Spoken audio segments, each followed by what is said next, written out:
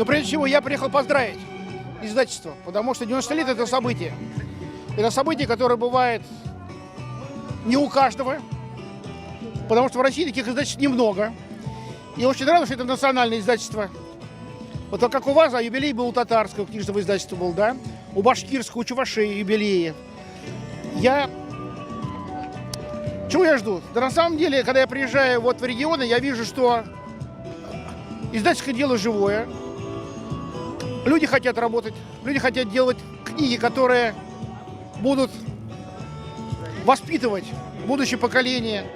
Дети должны знать свою историю края, культуру края, языки должны знать и не забывать.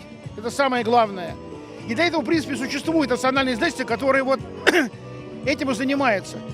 Они не занимаются выпуском популярной литературы современных авторов, да, больших. Это не их задача и, наверное, не их цель. А вот краеведение, тонкости языка, детская литература особенно, это очень важно.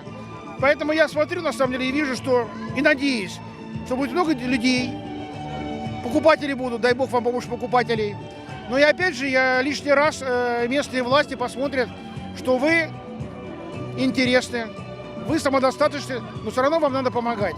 Потому что это нормально, когда государство помогает издателям, потому что через помощь вам они получают лояльные к себе отношения населения, людей и подрастающего поколения.